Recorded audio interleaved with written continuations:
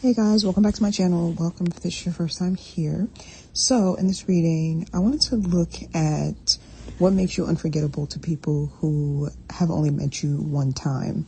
Now, this reading is going to be within my, I guess I'm calling it the self-love series. The intention that I'm setting with this series is that anybody who has just been through a lot to the point where their sense of self-love and self-worth have been shaken and they kind of forgot how great of a person they are. Like, I'm wanting those specific people to find these readings and for these readings to just be a reminder of who you are and how great you are, because I just feel like a lot of people, especially people who follow me and watch my channel, they've just gone through experiences with people that have, torn them down and really projected a lot of negativity onto them.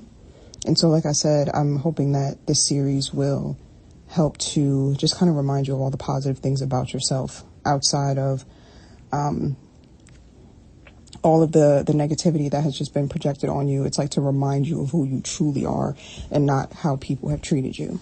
So yeah, that's my intention with this series. So let's go ahead and get into this. Again, we're going to be answering the question of what makes you unforgettable to people who've met you even only once. And also, I will be doing an extended reading for this as well. So the link to the extended will be in the description box down below. So yeah, let's go ahead and get into it. So what I'm seeing for you is that what makes you unforgettable to people, even people that you just meet just one time, is that you have a backbone.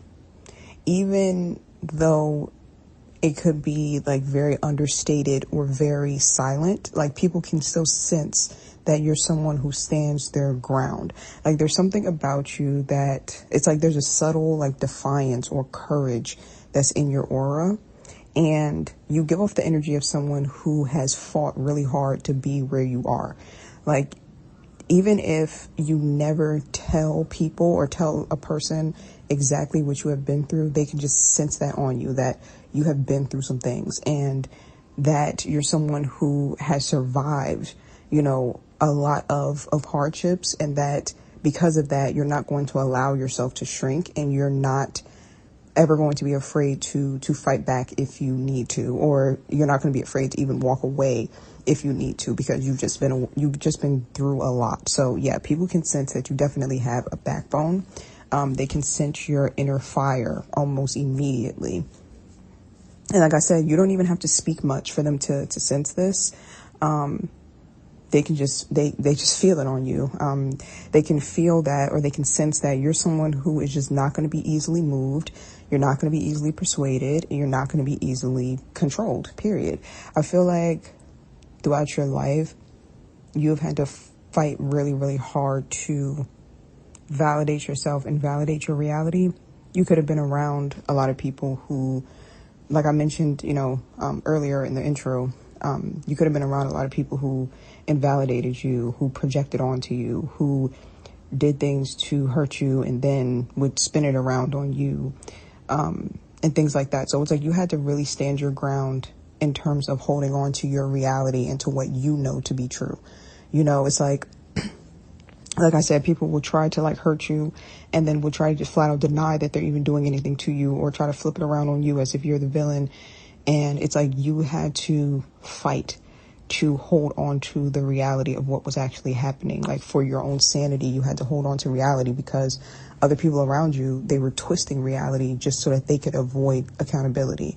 So like I said, you're just someone who is going to stand your ground. I do feel like, you're someone who's going to stand your ground because of the fact that you had to stand so firm in your reality during those times where people were trying to twist your reality. And also, I just feel like you're someone who, like, I get like the energy of like a truth teller from you.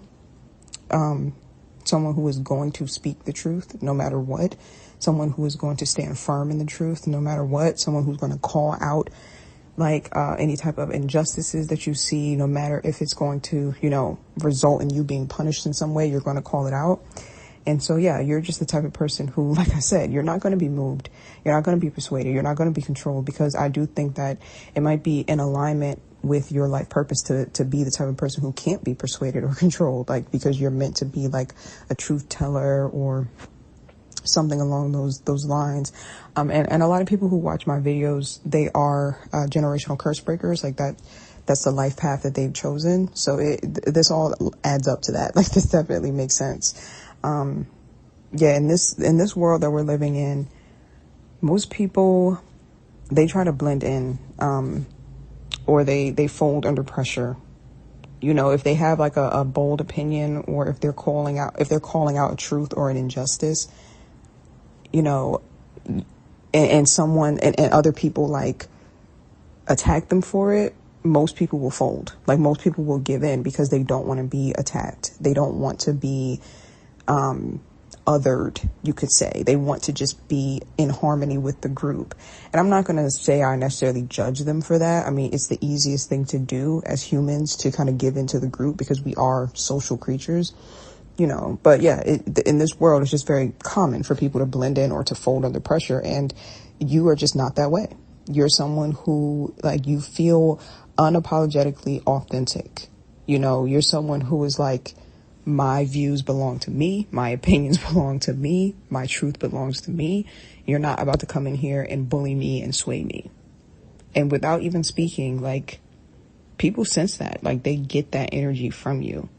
You know, it's like, you could be someone who thinks in your head that maybe you're not good at setting boundaries. Like, you could be someone who's on a journey right now of trying to set better boundaries. But I will say that energetically, your boundaries are set. Like, people can feel an energetic boundary when they meet you.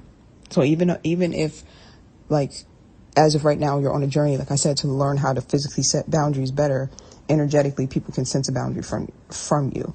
They absolutely can. They might not be able to put a word on it. Like, they might not be able to say, oh yeah, this person has energetic boundaries, but they can sense that there's just some sort of guard that's up with you, and you're not about to, like I said, they can sense that you're not the type of person that is going to fold under pressure. Like, they wouldn't even, like, most people wouldn't even attempt to, like, change your mind or control you, because it's very obvious that it's not going to happen. And when they do attempt to change your mind or control you, like in a very, like, negative and invalidating way, it's like they'll find out very early on that you're not going for that, you know. Your energy just, it really stands apart for sure. And you don't have to be loud for it to stand apart. It's just the frequency that you're vibrating on. You're someone who has fought to keep your identity intact. Like, people have tried to destroy who you are, because it was inconvenient to them, because it was holding a mirror up to them and shining a spotlight on the things that they need to improve on as humans, the things that they need to change to stop hurting people. It's like they tried to destroy you because they don't want to see themselves, you know. So you fought to keep your truth intact, to keep your identity intact, and that gives you a lot of power, and people can sense that, and they remember that. So yeah, you definitely carry this aura of self-respect and spiritual resistance, I guess you could say. Like, you definitely have a rebellious spirit. And even when you're quiet, God, I can't talk today.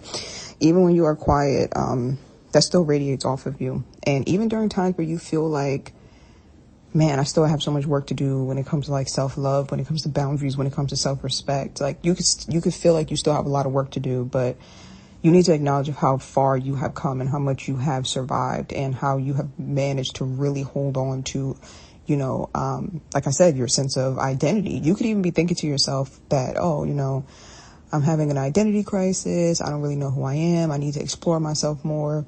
And that's common, you know, for people who have been through past trauma and things like that. But I think you should acknowledge that there's a very large part of your identity that you have kept intact. And it's that part of you that is not going to fold. Like, it's the part of you that's not going to allow anybody to bully you into, you know, changing who you are as a person just to appease them, you know. So yeah, that's what I'm seeing for you. Yeah, and I do get this energy of someone who, like, you're someone who you've earned your peace, like, or you are working towards it. You know what I mean? Like, you've been through a lot in order for you to finally reach a place of peace. And it's like, people can sense that you're not about to let anybody come in and shake that up, you know. And they can sense that even if you're a quiet person, that they should never mistake your quietness for weakness. Like, people know better than to do that, even when they first meet you. And again, if they don't know right away, they find out very quickly, if they do try you in some way. So that's what I'm seeing for you. I'm trying to see what we're going to look at in the extended video. Oh, I know. We can look at the question of what part of your energy intimidates people, but also draws them closer to you. And I'm sure you've had that experience, right? Where people have told you that you are intimidating, and yet those people seem to be the most intrigued by you for some reason, you know? So we're going to look at that. We're going to look at what part of your energy intimidates people, and also it draws them closer as well. I think that'll be interesting. So that's what we're going to do in the extended. Like I said, for this series, I just want to really focus on just reminding you of who you are, reminding you of how powerful you are, to help you to restore, you know, your sense of self-worth and self-love, you know, especially if you've been through a trying time with, you know, people who were just not, they weren't a clear mirror for you. These are people who were projecting their own nonsense onto you. And so I guess my intention with this series is to be more of a clear mirror to who you actually are, as opposed to what these people projected onto you. So yeah, that's what we'll look at in the extended. What part of your energy quietly intimidates people, but also draws them closer? The link to that will be in the description box down below, and I will see you guys over in the extended.